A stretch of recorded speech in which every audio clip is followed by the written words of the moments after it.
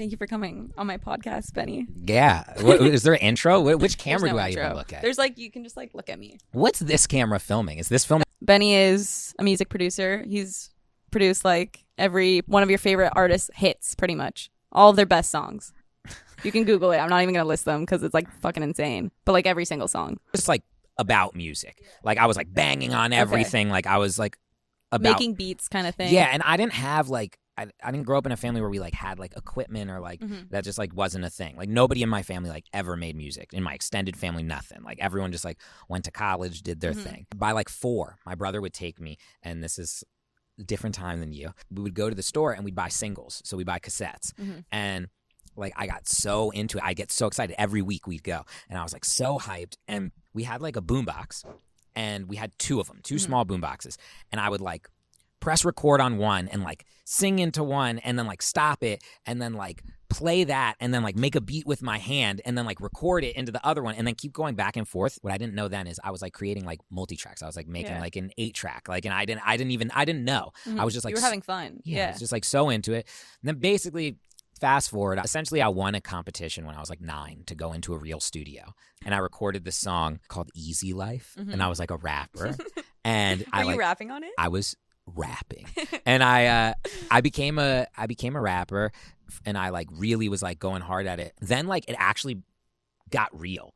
When I was 13, 14, I got like a bunch of attention from like a bunch of record labels somehow. So basically, where were you posting your music? No, there wasn't. You couldn't do that back Yeah, that's what I'm saying. There, like how did YouTube didn't exist. Like none of these things existed. But how did they find you then? So my brother was in a fraternity at college, and one of his friends was like a dude who made music, and he had like a studio. His name was Sam, and he was like the first person ever to put me in like a real studio. Like, so I was like in a real deal studio, and the first thing I ever produced like for real that I got paid real money for. Remember, I got $500 for 2 beats, and I was like so happy. And it was so there's this guy named Jonathan Schechter. He was like the first guy to put out Eminem's music, and he's like a legendary dude from back in the day. He also had like one of the most successful softcore porn series, and he had this thing called Hip Hop himself. Honey. Yeah, he had a company called Hip Hop Honeys, and it was like basically like all the video girls dancing like with their tops off to like beats, and I was one of those beats. And that was like my first thing. And I remember like I got it in the mail, and I was so stoked. And I was like, I like ran downstairs and like put it on the VCR, and my mom like confiscated it from me. And I was like, Mom, come on, like this is so cool. And I would like invite all my friends over, and I'd be like, check this out. And I'd like play it, and it was like porn and beats. It was like I was like the ultimate king. That's awesome. That's a great first paid job. Yeah, that was like my first pay. I guess I was in the porn industry. Yeah, straight up. You kind of were. It's tight. Later, I used to cold call record labels. So I would like call a record label where I knew like Jay-Z was signed, and I would like look up who his lawyer was online, and then I would call and pretend I was the lawyer and be like, we need to speak with the CEO of the company right now, like there's something we have to do. And like sometimes I'd get patched through, and when I got patched through, I'd be like, it's not actually his lawyer. I just want to play you my music. And then like shut the fuck up. You did that? How old would you have been? That was already like when I was like known a little bit. So I was like 16. Like sometimes we just like chill for the first day, and we don't even work. Like me and Phineas were talking about it yesterday actually, because we had sessions and never written a song. Like we wrote at the very beginning of him and Billy's career. I went in with both of them when she was like so young. She was like 14. And we like wrote like a bunch of like half-baked ideas. And then like every time after that, I never had written a song. We would like start one, then we just hang out. Sometimes he would just come over to my house, and we would just like hang out for 5 hours and just like talk about life. And then he'd leave. And then one day we wrote Lonely, So I don't rush. Wait, did Phineas write that with you guys? Yeah. Oh, damn. Yeah. I didn't know that. Wait, so Phineas also produces, because I know he Yeah. does like Billy's whole shit. Yeah. He writes and produces. Incredible. Yeah. Insane. Yeah. I like his own stuff too. I've heard some of his own. Yeah. It's insane. Like him and Billy are like, it's just like another level. Yeah. Like that's why I am not talented. Like those people are. I got a record deal when I was 18. What kind of record deal? I was signed in a group with a guy named Spank Rock. So, and it was like, it's like very like left of center. Like it was not pop. I did not start I didn't listen to pop music until I made it. So was it not your preference? Like would you rather be writing other stuff? Like pop, No, obviously you mastered. No, I loved it. Yeah. I love. Do you listen to pop on your own time? I don't listen to contemporary music very often. What do you listen to? Field recordings and like. What's a field recording?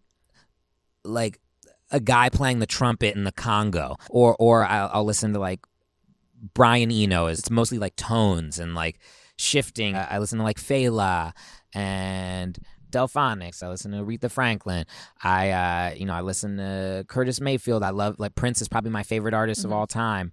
I love, Etta James. I'm all across the board. But then, like, yeah, of course I love, like, to, like, listen to Drake when I'm out. Like, it's like, you appreciate good music. Yeah, and I listen to pop music, like, when they're, like, it's like, yeah, I'm so turning on, like, Party in the USA and being, like, so happy. Yeah. I listen to everything, and I get pleasure from all types of music. And it's like, I've never done a song that I didn't want to do. I'm kind of curious, like, your transition from being like a normal dude to suddenly being extremely successful and your name out there in the world in the music industry.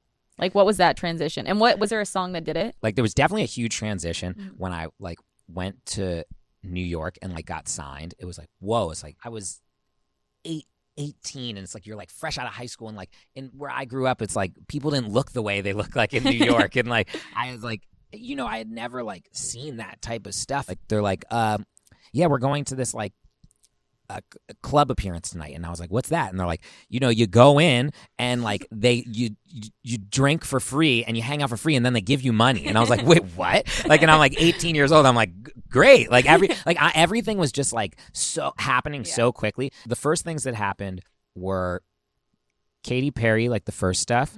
That was your first stuff. It was either Katy Perry, 303, or Britney Spears Circus. Like it was one of those, and they were like, that was in like 2008 or 7, something like, I think it was 2008. And how did you get the opportunity at that point to work on their songs? So at this point, I had been like making like weird music. And weird what way? Like just like left of center. Like I was making not pop music. Yeah. And we were with vocals? Yeah. With the spank rock, and like I was producing other people's stuff, and I was starting to make like a small name for myself. Okay. And for some reason, like it's like every other industry, like when one person says something's like says someone's good, like I'm sure it's like that in the modeling world where it's like if someone's like, oh, this is the next girl, then everyone's like, oh, okay, we have to. Well, also too, it's like different in the creative world. Like if someone is good creatively, everyone's like, let's try it. Like Kanye, like he'll always go for people that could have an idea. Like, let's try it. What's your idea? Yeah. He gives it a chance. Yeah. It was like that. And I got like all these opportunities. People were like, we want to give you a publishing deal. And I was like, what's a publishing deal? Like I knew nothing. I didn't even have like a lawyer or anything. Like, how old were you at this point? 18. Okay. And I remember like I was like about to sign a deal, and then this lady named Marav like hit me up, and she was like, hey, there's this guy who I really want to introduce you to. And she was like, his name's Dr. Luke. And I was like, okay. And like I had no idea who he was or anything, and I'm like, great. And then like I went to like meet him, and like we had like a terrible meeting. Like it like wasn't a good meeting. He was like, play me some of your stuff, and I like played him, and I only had like 4 beats because I had been like working on like stuff for so long, and I was like so slow and like not good. And I played it, and he was like, okay. And then I was like, do you want it? And he was like, no, I'm okay. And then I was like, oh, I'll go fuck myself. All right. So I like left, and then like I happened to go back to Virginia that weekend, and he like called me. He was like, do you want to make music today? And I was like, what? I was like, I thought you hated my music. And he was like, no, I already just thought it was good and just like wanted to try to work with you. And I was like, okay. So like I started working with him and this guy, Max Martin. They're like the Brad Pitt, Leonardo DiCaprio. They're like the biggest producers and songwriters. Here are the things I'm scared of in life. Let's hear it. Like, the only things I'm scared of: flying, cancer, and death. Pretty valid fears. No, I'm not scared of anything else. Like, you put me right now, like take those like big planters away, and there's like 40,000 people, and I have to give a speech right now about something I have no idea about. I'm in. What about like skydiving? Like, honestly, like I'm not afraid. I've been bungee jumping. It's not heights. I'm not afraid of heights. It's just like being in the air. Yeah. Like it's like being like it is kind of crazy. Like we're in a chair in the air. Like it's like nobody even knows how they work. You don't know how a plane works. No, absolutely. Like you know how a car works to like some extent. Like you have no idea how a plane works.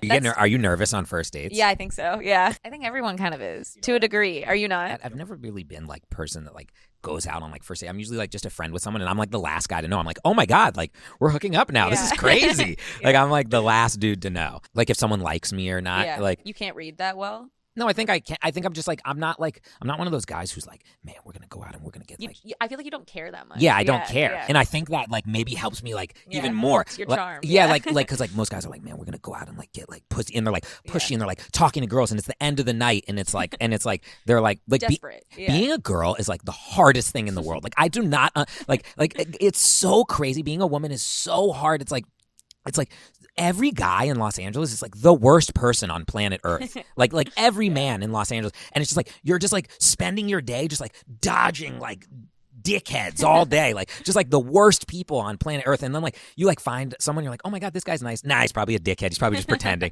Like and it's like so crazy. Like is it so hard? You're like a nice person. If like a guy came up to you, you're not like no, like how you see like some like you would like give a guy the time of day even if you had no intention of like because you're just like a nice person and you're and like so like being like a nice and like pretty person too, isn't it like the hardest thing? Isn't it?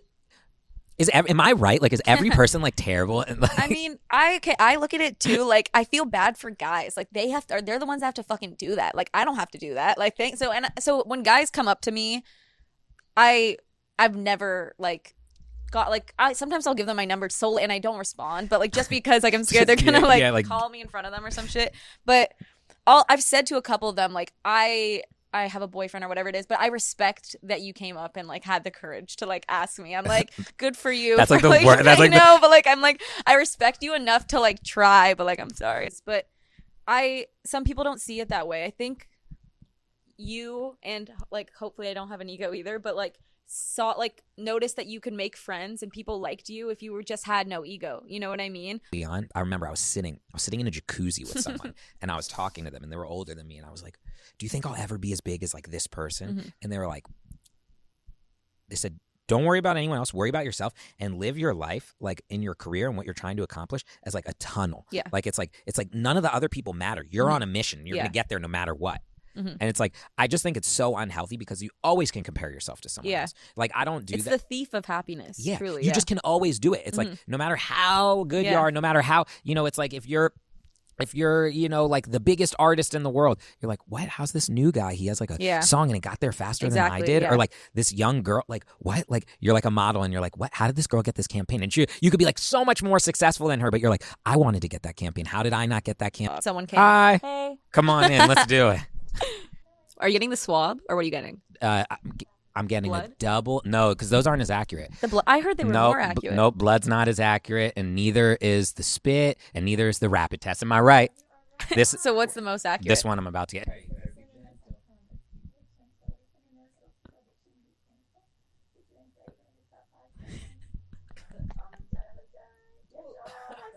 Hers is great. Oh, you want me to do one side? No. You're like, fuck no. Do you feel that in your throat? No. Oh, perfect. So when do you find out the test results? 12 hours later. Okay. Because you don't want like the rap. No, it's fine. You did so well. The rapid ones, they're just not as accurate. Because it's rapid? Yeah, I think they say like some of them are as low as like 58% or something. Is it true, like, if you have chlamydia, that can give you a false positive? Yeah, that's what they said. Benny, thank you so much for coming on this podcast. We're outside, side note, because of COVID. We are outside. We're in Los Angeles. I don't know when this is going to come out, but if it comes out soon, please vote. That's like so important to me. And if it doesn't come out soon and it's after we vote, then like I hope you voted for the right person or just cut this out. And you probably don't even have to watch this one because like I'm like not cool. Like you can watch someone else. Oh, maybe you'll watch it because I asked you questions. No, they'll watch it because you're cool. I guess so. It's like starting to rain a little. Yeah. Well, thank you.